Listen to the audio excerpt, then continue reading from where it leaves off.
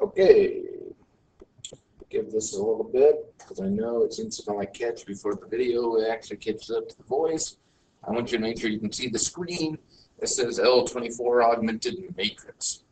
So we're going to solve system of equations again using matrices. This is just another method that we can use. The augmented matrix is kind of nice in that it's a one matrix system, unlike Cramer's rule, which is multiple matrices, unlike matrix equation, which is at least two matrices. This is a single matrix. So what we have to do first in this method is we have to turn our system of equations into a single matrix by using the coefficients and the constants as elements. So here I have a two-variable system, and what I mean by making it a single system is that I mean we're going to bring it in and make it A1, B1, C1, A2, B2, C2. Everything's all in one matrix. Like the matrix equation, this can be used for 2, 3, or 4, or 5, or 50, or a billion variables, as long as you have an equation for every variable. So if I've got two variables, I need at least two equations. If I got three variables, you know, on and on and on. So this is step one. You've got to get this little matrix handy dandy over here. You've got to get a single matrix like that. Okay, step two. This is where it really comes into play. Using the following allowed elementary row operations, manipulate the matrix until you reach its solution matrix. Well, now, what does that mean by solution matrix? What I mean by that is, if I have a 2 by 2, being that's what I started with here, I'm looking for this 1, 0 number, 0, 1 number. I used differing number signs here just to say that these may or may not be the same number. I didn't want to mislead you with that. So I'm just having, you know, a matrix that has a 1, 0, whatever, and then the 0, 1, 0, whatever. So now here are the steps that we are allowed to use. These are it. These are what we are allowed to use. There are three kinds of elementary row operations. We can interchange two rows. It means we can take the top row, make it the bottom row, make it the top row, however. We can multiply each element in a row by a non-zero number. So I can multiply anything in there. I can multiply a row by a non-zero number and add the result to another row, replacing one of the two rows, whichever row I want to replace. So those are the things we're allowed to do. So let's try this method using augmented matrix. So my first step here, now let's use blue. I'm going to turn this into a single matrix. So -5, -1, -13, 1, 2, 8. Boom. There it is.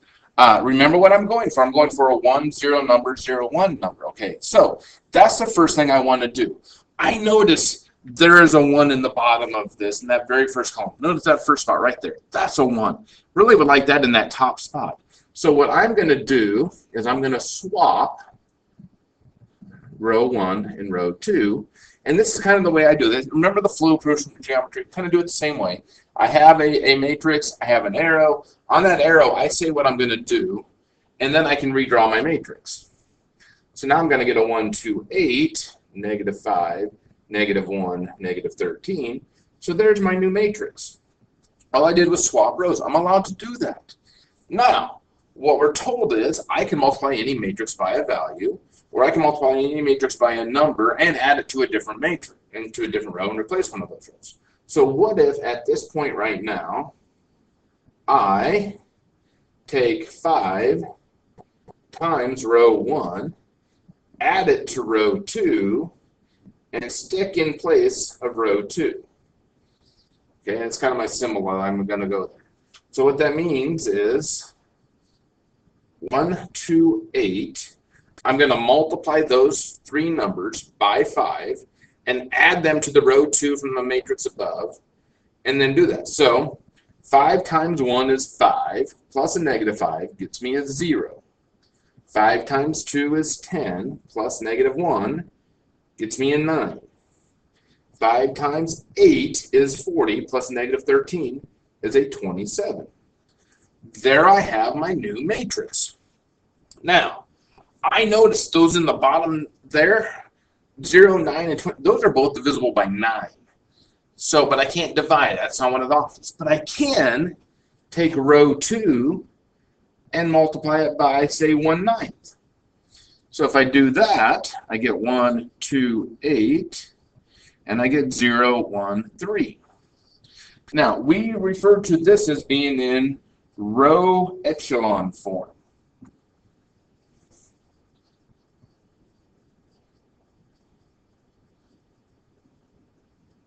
And the reason we call it row echelon form, because I already have in this corner here, I've got my 1, my 0, and my 1. I've got my bottom left corner filled in like it's supposed to be. I've got my 1s on my diagonal. I've got my 0s. If I had a 3 by 3, my row echelon would have the 3s, and these would both be 0s. And then there'll be numbers and all that. That's our row echelon form. It's just kind of reduced it down so that one of the variables, or however many variables are missing at this point, and you just had to get them down. So that's row echelon form. But we're not done because we're not into that solution model yet. But now I notice what I could do here real easily is I could take row 2 and multiply it by -2, add it to row 1, and stick all that into row 1. You with me on that? I'm going to double multiply this bottom row here by a -2, add it to the top row, and then take that answer and put it in the top row. So that means my bottom row I'm not going to touch. I'm going to leave it alone. But I'm going to take 0 times a -2, add it to 1. 0 times a -2 is 0, add it to 1, gets me a 1. I'm going to take 1 times a -2, add it to 2, and get a 0. I'm going to take 3 times a -2, add it to 8. Sorry, 3 times a -2 is -6. Add that to 8, I get a 2. So I have this. This is my solution matrix, which means I now know what my x and y are. My x is a 2, my y is a 3, so my solution is the 2, 3 point. And if I go back up to the original, I plug in the 2, 3. -5 times 2 is a -10, minus 3 is a -13. Yes. 2 plus 2 times 3 would be 2 plus 6, which is 8. Yes, it works on both equations. So there, real quickly, is an augmented matrix problem in which we have our row echelon form halfway in, so we know we were working in great shape. And this very bottom is called reduced row echelon form. So our solution matrix really has a true name of something a little bit more than what we thought it is, just a solution matrix. It's got a bigger name than that. It's actually referred to as being the reduced row echelon form of our original matrix. Okay, so let's try this again. So let's try this other one here. Let's do the same process. I'm going to first rewrite it. -3, 6, 3, 2, -4, -2. Oh, wow, that is just not that pretty. Okay, so I don't have a 1 in either spot, so I can go ahead and try to create a 1 in either spot. I think just multiplying the top one by a -1/3 is probably going to be my best bet. So I'm going to take a -1/3 times R1, and I'm going to stick that into R1. Okay, so if I do that, I get a 1, a -2, and a -1. There's my matrix right there. I now have the 1 in the spot, which I was looking for.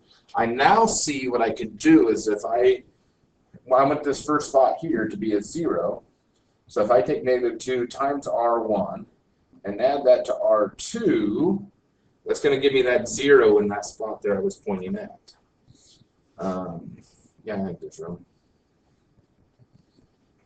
Okay, so I got my 1, -2, -1.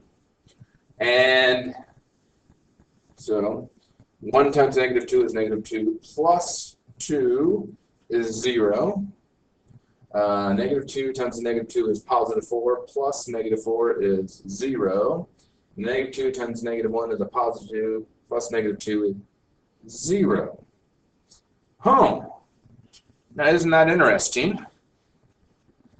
I just multiplied my top row by a negative 2, added to my bottom row, and everything canceled out. This is probably the biggest advantage to the augmented matrix over Cramer's rule, over to the matrix equation, because both of those said if you got a 0 as a determinant, you couldn't do anything. Here, I just learned something really cool. When I took my top row times a value, it completely eliminated everything in the other row. This is a consistent, dependent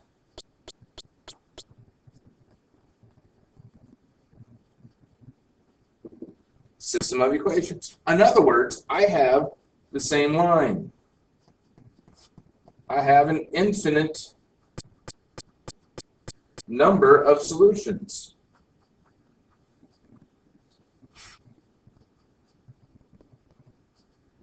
Let's get that out of the way. Infinite number of solutions. If I make either the top equation true or the bottom equation true, it's going to work in both of them. Infinite numbers. Now, here's the thing. Had we done this, and this last number here not been a 0, well, then we would have had an inconsistent system. That's what's really nice about the augmented matrix.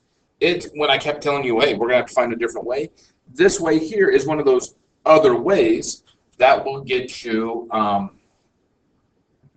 a solution or let you know what kind of system you have. Okay, just to point this out, this will also work if we're doing a 3-variable system. So as we take a look at this 3-matrix system, first thing we would want to do is turn the entire thing into a single matrix, and that matrix would look something like this, right? 0, 3, 3, negative 3, 5, 2, 5, 1, negative 6, negative 6, 14. Now, we kind of need to know where the goal is. Where is our goal for this problem? And that goal is to get to, quote, our solution matrix, or as I alluded to a little while ago, a reduced row echelon form. This is the complete reduced row echelon form. It's going to look like this. So I want to be able to take that matrix right there, do my row swapping, do my whatever, and make it work. Now, the one thing I noticed about this one right away is the bottom equation has a 1 in the first spot. The top equation does not have a 1, but it's got a 0 in the first spot. So it's already like, you know, got the first step and my second step done. I've got like the first 2 spots over here in my, there we go. Over here, I got like these 2 spots filled in. If I make this one row 1, and then this would be row 2, and then this would be row 3, you know, that would be awesome. I can do that. I can move that. I can just move everything around, like the bottom row, row 1, and then 2 and 3, and we can work through that. I can do this problem by hand, but I'm going to point something out to you here. If we go and we look at this problem, when doing the augmented matrix, we had the solution menu, right? We had our row echelon form here.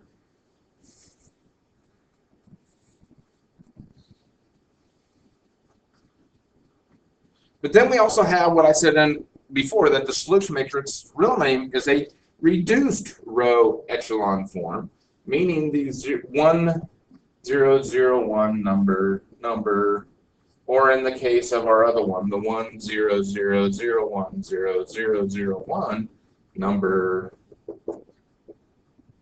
These are reduced row echelons.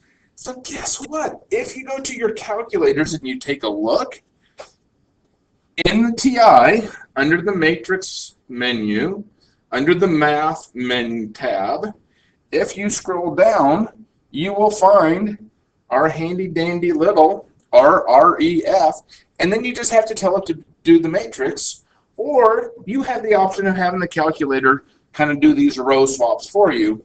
You just have to enter them in a certain way. Now, if you go to the Casio and you hit your OPTN menu, OPTN, and you hit your F2 for matrix, then this is the menu that comes up.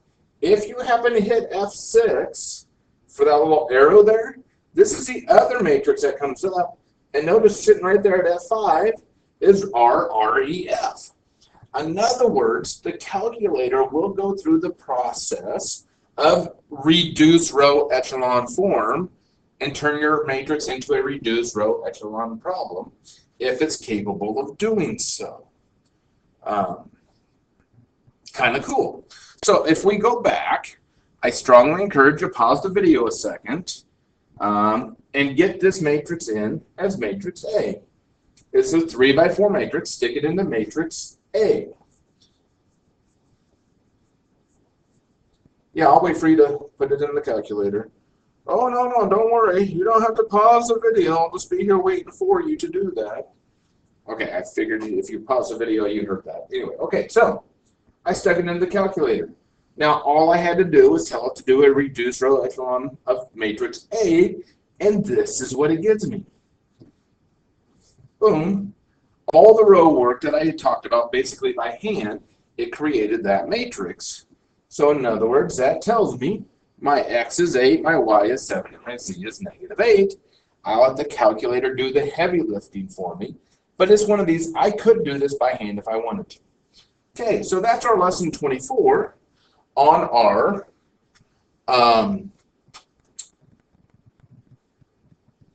augmented matrix system for solving a system of equations.